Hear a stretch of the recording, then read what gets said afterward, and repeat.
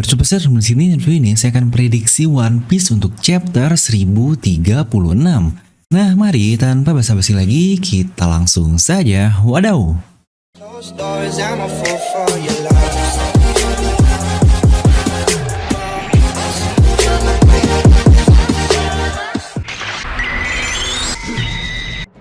Nah, seperti biasa, sebelum video ini jangan lupa untuk subscribe dan juga nyalakan bel notifikasinya ya. Karena kalian tidak akan tertinggal informasi menarik seputar One Piece hanya di channel Devil Nomi. Setelah pastikan sebelum kalian komen atau apapun, kalian menonton video sampai habis, jadi tidak ada informasi yang miss dan juga yang setengah-setengah. Dan buat kalian juga yang ingin merchandise Devil Nomi, kalian bisa langsung klik link di deskripsi video ya. Nah, seperti biasa nih, kita akan memprediksi apa nih kira-kira yang akan terjadi di chapter 1036 nanti. Dimana dua chapter terakhir adalah saatnya bagi sayap Raja Bajak Laut untuk mengalahkan lawannya masing-masing. Dimulai dari Sanjay di chapter 1034 lalu, yang akhirnya dia sudah bisa membangkitkan dan bisa mengontrol exoskeletonnya yang dipadukan dengan kemampuan api milik Sanji ini, dan akhirnya dia berhasil mengontrol dengan baik dan boom, serangan mantap di akhir dan Queen pun terlempar sangat jauh sekali. Lalu di chapter terbaru 1035, Zoro yang akhirnya sudah mengerti bagaimana mengalahkan King, akhirnya dia bisa mengeluarkan satu serangan luar biasa dan boom juga. Ia bisa memotong naga magma besar buatan Arbel tersebut hingga akhirnya terus menembus sampai memotong sebagian dari sayapnya. Ini sebenarnya serangan yang luar biasa gila.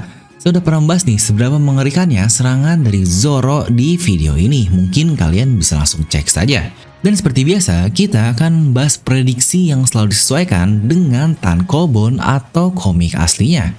Yang kira-kira sudah sampai mana lah, karena itu akan sangat relevan dan berhubungan sekali untuk bisa tahu kira-kira apa ya yang akan terjadi ke depannya. Seperti sebelumnya saat kita memprediksi chapter 1034 dan 1035. Dimana di komik volume 101 itu sudah keluar chapter 1016 sampai chapter 1025. Yang notabene ada 10 chapter lah, dan di volume yang ke-100 itu berisi chapter 1005 sampai 1015 yang notabene ternyata ada 11 chapter. Nah, jadi dari situ kita bisa tahu untuk volume komik chapter itu angka chapternya tidaklah tetap antara 10 atau 11 chapter. Tapi memang jika kita lihat polanya, rata-rata satu komik ini berisi 10 chapter saja. Jadi dengan berakhirnya volume 101 di chapter 1025, maka untuk volume 102 kemungkinan besar akan berisi dari chapter 1026 sampai 1035 atau 1036. Nah, satu volume ini biasa ditutup dengan momen menggemparkan atau yang epic lah biar makin mantap untuk penutupan komiknya.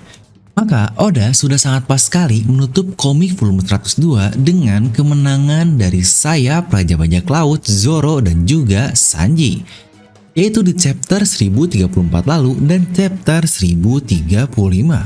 Maka dengan itu chapter 1036 jelaslah akan menjadi fresh start lagi atau awal yang baru untuk komik volume 103. Yang kita lihat juga lah ya, fresh start di komik ini biasanya pace-nya atau ketegangannya semakin melambat dulu, hingga akhirnya di tengah baru dimulai serius kembali nih. Nah, jika kita ambil polanya cukup mirip lah ya dengan Enies Lobby atau Alabasta, dimana kedua arc tersebut yang match up satu lawan satunya sangat kental sekali.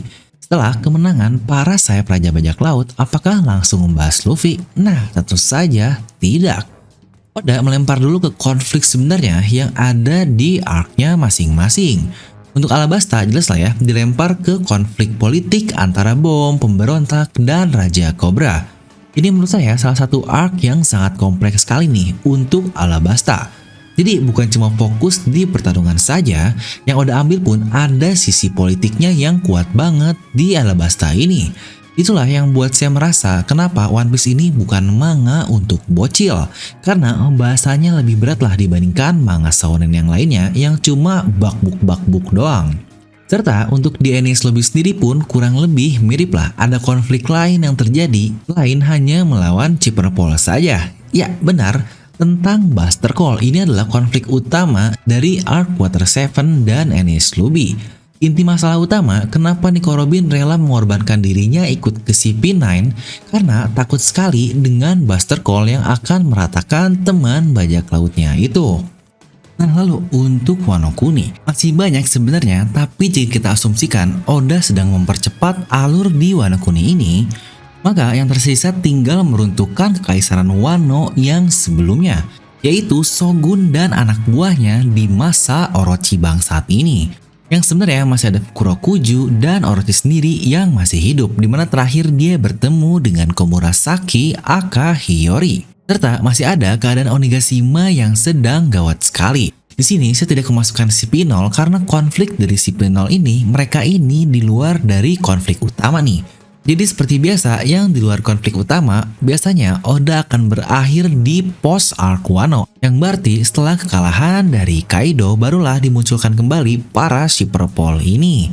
Dan dengan itu, chapter 1036 anggaplah polanya cukup mirip, pasti akan memperlihatkan keadaan Luffy dan Kaido sedikit, dimana terakhir mereka beradu dengan Hausoku dan membelah langit. Itu pun udah di chapter 1026, itu 10 chapter yang lalu loh. Dan sejak itu, Luffy tidak diperlihatkan kembali beradu dengan Kaido. Yang sisanya hanyalah untuk mengalahkan para anak buah dari Kaido. Maka selain memperlihatkan Luffy versus Kaido yang mungkin sekilas, sisanya adalah membahas keadaan Onigashima dan si bangsat Orochi. Dimana kalau saya sendiri lebih suka perspektif Kaido Luffy diperlihatkan dulu nih sedikit di awal, lalu fokus ke Orochi untuk membereskan si bangsat Orochi ini seperti apa karena dia sedang berurusan dengan Komurasaki. Mungkin sisa 2-3 chapter lah untuk membereskan keadaan di Onigashima seperti bom yang akan jatuh, lalu juga Yamato yang sedang menuju ke bawah, serta masih ada api buatan Kanjuro.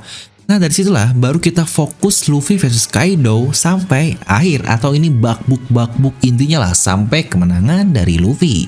Tapi jangan lupa juga sih, sebenarnya masih ada Big Mom dengan 2 Supernova. Yang akhirnya di sini Big Mom ngamuk banget, tapi menurut saya pertarungan Big Mom ini sangat complicated sekali sih. Karena Kaido lah utamanya di arc Wano Kuni dan juga Orochi. Saya sebenarnya masih bingung apa sih yang kira-kira Oda perankan untuk Big Mom ini. Apakah dia akan benar-benar kalah di arc Wano Kuni ini atau tiba-tiba dia kabur dan yang sejenisnya.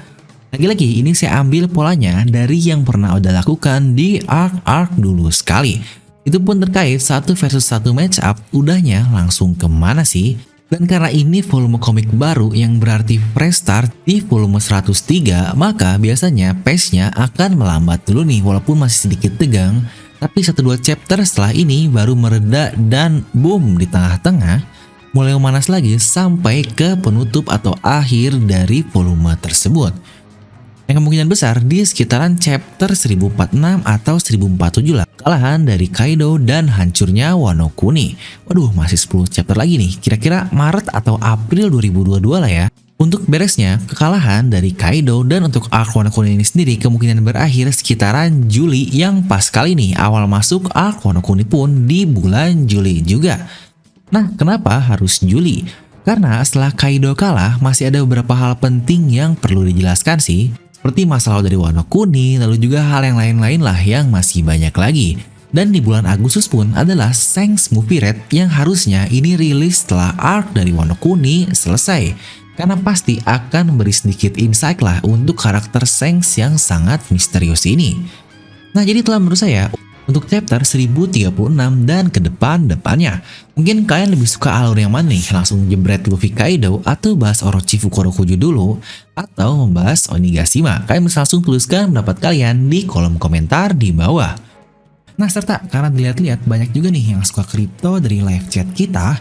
Nah buat kalian juga nih yang pengen cuan gede kayak gini tapi harus siap rugi gede juga nih, kalian bisa join bikin akun Binance. Itu adalah exchange buat kalian beli koin kripto kayak Bitcoin, Doge, Shiba, dan yang lain-lain. Dan dengan kode referral ini kita akan berbagi cuan, kalian bisa mendapatkan 10% lebih dari tiap transaksi di tiap pembelian lah. Intinya win-win solution banget. Kalian bisa langsung klik link di deskripsi video ya, atau masukkan kode referral yang tercantum di bawah. Dan seperti biasa, semoga kalian terhibur dengan video ini. Like aja kalau kalian suka, dislike aja kalau suka, jangan lupa untuk subscribe dan juga share video teman kalian. Gue Devi pamit, and I'll see you guys next time.